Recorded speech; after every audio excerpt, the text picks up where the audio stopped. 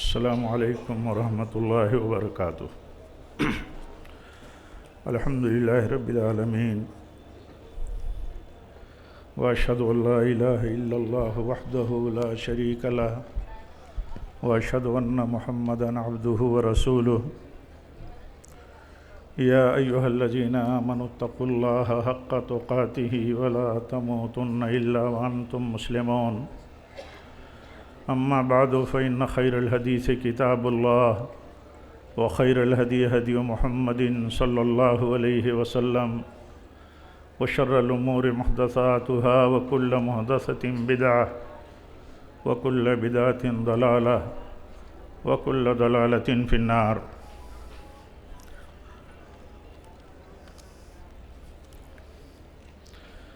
پینتیسویں آل India اہل حدیث conference کے صدر محترم گرامی قدر شیخ اصغر علی امام مہدی سلفی حفظہ اللہ، امیر مرکزی جمعیت اہل حدیث ہند، جناب مولانا محمد ہارون سنابلی حفظہ اللہ، ناظم عمومی مرکزی جمعیت اہل حدیث ہند اور مرکزی جمعیت اہل حدیث ہند کے موقر سرپرستان و ذمہ داران و کارکنان، اور ایسے ہی مرکزی جمعیت اہل حدیث ہند کی ذیلی اکائیوں کے ذمہ داران و کارکنان، ہند و نیپال کے بڑی تعداد میں شریک کانفرنس، صف اول کے علماء کرام اور اہل علم، جامعات اور جماعت کی معزز علمی اور کانفرنس کی طرف سے مدعو اعزازی شخصیات جو اسٹیج پر جلوہ افروز ہیں، اور مسلک سلف اور ملت کے دردمندان جو اس عظیم الشان باوقار کانفرنس میں ملک کے خطے خطے اور صوبے صوبے سے یہاں تشریف لائے ہیں۔ اس موقع پر ایک بات تو آپ سے یہ کرنی ہے کہ مرکزی جمعیت اہل حدیث ہند کا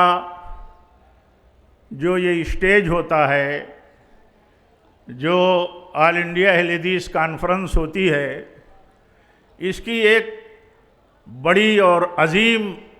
خوبی اور اس کا ایک بڑا اور عظیم نفع یہ ہوتا ہے کہ ملک اور اپنے ملک اور مملکت نیپال سے شریک ہونے والے بہت سارے اہل علم، بہت ساری جماعتی حمیت اور غیرت رکھنے والے لوگ اس لیے بہت بڑی تعداد میں مشقتیں اور کلفتیں اٹھا کر کے شریک ہوتے ہیں کہ یہاں ملک کے خطوں سے، ملک کے الگ الگ حصوں سے، چہار جانب سے شریک ہونے والوں سے ملاقات کا موقع ملے گا اور بھرپور موقع ملے گا۔ یہ چیز ہم لوگ ملک کے مختلف حصوں میں ہونے والے بڑے بڑے پروگراموں میں، کانفرنسوں میں، سیمیناروں میں نہیں پاتے۔ اس لیے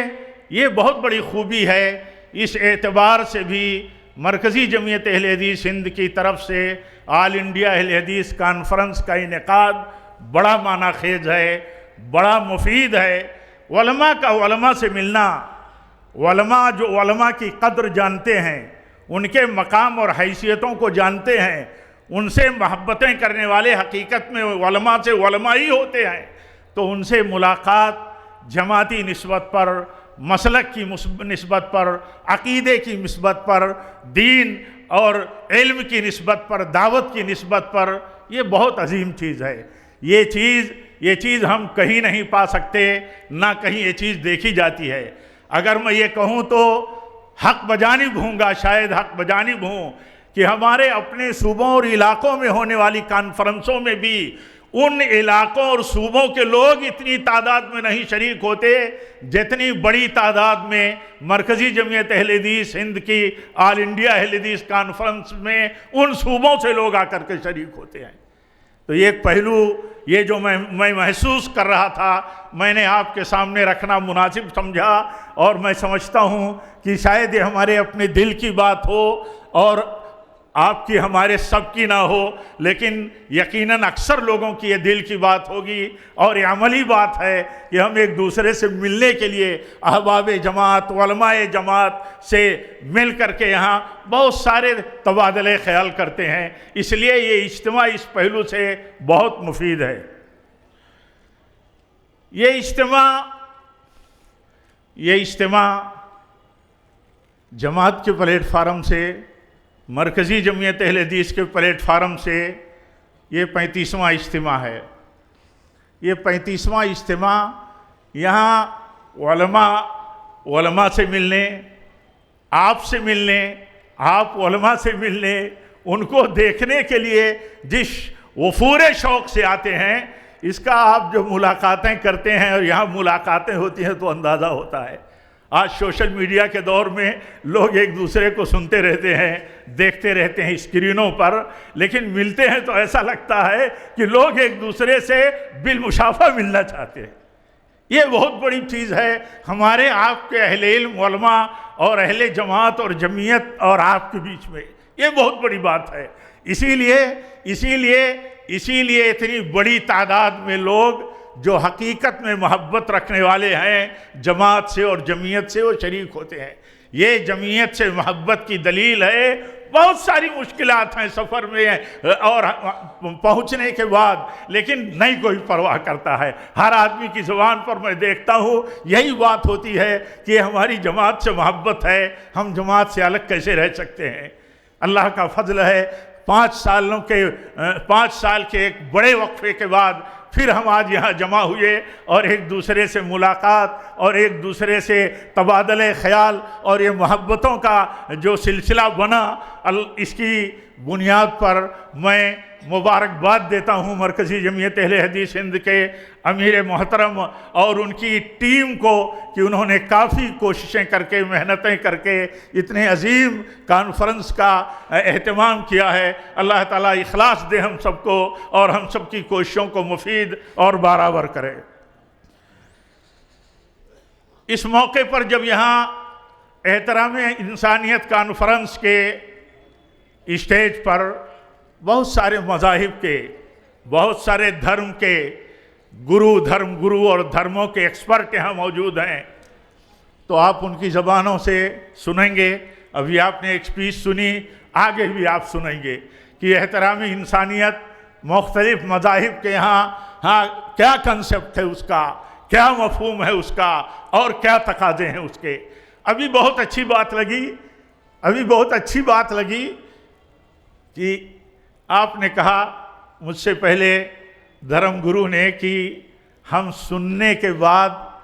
اس کی جو کچھ سنیں اس کو اپنی زندگی میں اپلائی کریں۔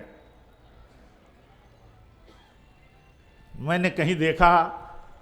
امام ابن تیمیہ رحمۃ اللہ علیہ کی ایک بہت عظیم بات، وہ کہتے ہیں اہل السنہ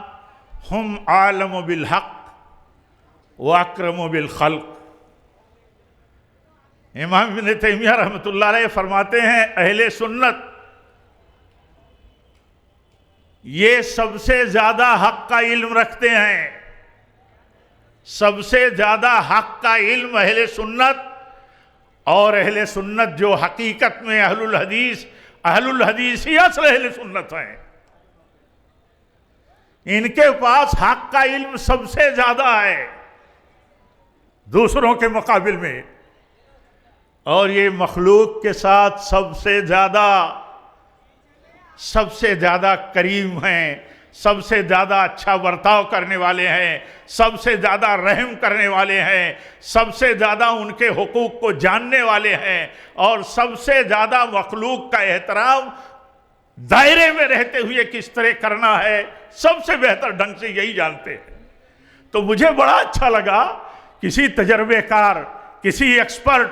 کسی گراؤنڈ کے آدمی کی یہ بات ہوتی ہے کہ جب وہ کوئی میسج دیتا ہے تو یہ کہتا ہے کہ یہ میسج انفارمیشن کے لیے نہیں ہے، صرف یہ میسج امپلیمنٹ کے لیے ہے، اس کی اپلائی ہونا چاہیے۔ اور اسی لیے میں یہ کہوں گا اپنے آپ سے، آپ سب سے، سارے معززین سے، کہ اہل الحدیث ہی اصل اہل سنت ہیں اور یہی اصل اسلام والے ہیں۔ ہم اگر حقوق انسانیت کو جانتے ہیں اور اسی طرح حقوق اہل ایمان کو جانتے ہیں، اہل علم کو جانتے ہیں اور اسی طرح علماء کو جانتے ہیں، جماعت اور جمعیت کو جانتے ہیں، تو اس کو برتنا ضروری ہے، برتنا۔ معلومات کوئی چیز نہیں، معلومات میں تو مغضوب قوموں کے پاس سب سے زیادہ علم ہے۔ تو یہ اہم میسج ہے۔ اور 1 منٹ میں اپنی بات ختم کروں گا۔ ناظم اسٹیج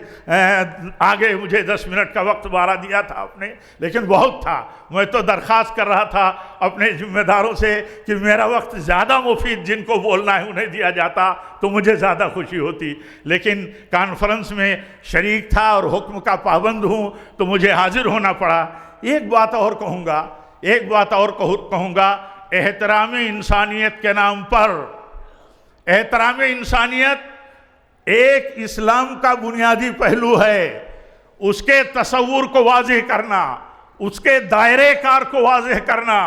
اہل علم کی بنیادی ذمہ داری ہے، بلکہ فریضہ ہے۔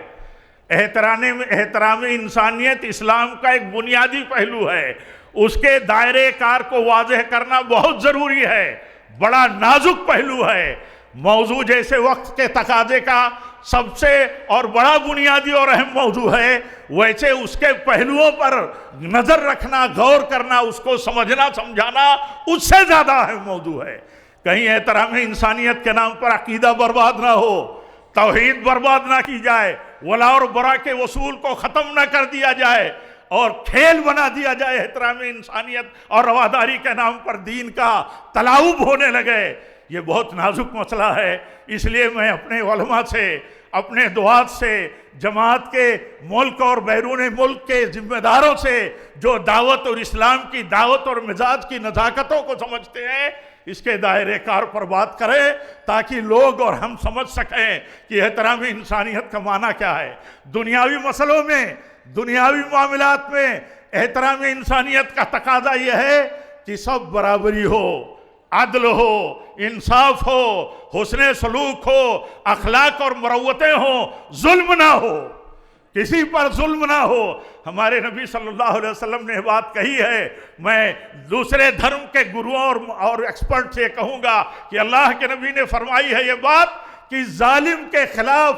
کافر اور نان مسلم کی بد دعا قبول ہوگی اگر ظالم مسلمان بھی ہو۔ ظالم مسلمان بھی ہوگا تو غیر مسلم کی بد دعا اس کے خلاف قبول ہوگی۔ اسی سے آپ سمجھ سکتے ہیں کہ اسلام کے ہاں انسانیت کے ساتھ عدل اور ان کے خلاف ظلم سے بچنے کی کتنی بنیادی تعلیم ہے۔ اور ایک بنیادی تقاضا جو میں کہنا چاہوں گا وہ چھوڑا نہیں جا سکتا، انسانیت کے احترام کا تقاضا یہ ہے کہ انسانیت کے فلاح و بہبود کی بات ہو، اور انسانیت کے فلاح و بہبود کا انحصار ایک اوپر والے اللہ کی عبادت اور توحید میں منحصر ہے۔ یا ایھا الناس قولوا لا الہ الا اللہ تفلحوا۔ انہی کلمات پر میں بات اپنی ختم کرتا ہوں۔ دوبارہ مبارکباد دیتا ہوں مرکزی جمعیت اہل حدیث کے ذمہ داروں کو، بالخصوص امیر محترم کو اور سارے لوگوں کو کہ اللہ آپ کی کوششوں میں برکت عطا فرمائے، ہم سب کی حاضری کو اللہ تعالیٰ قبول فرمائے۔ وآخر دعوانا ان الحمدللہ رب العالمین، والسلام علیکم ورحمۃ اللہ وبرکاتہ۔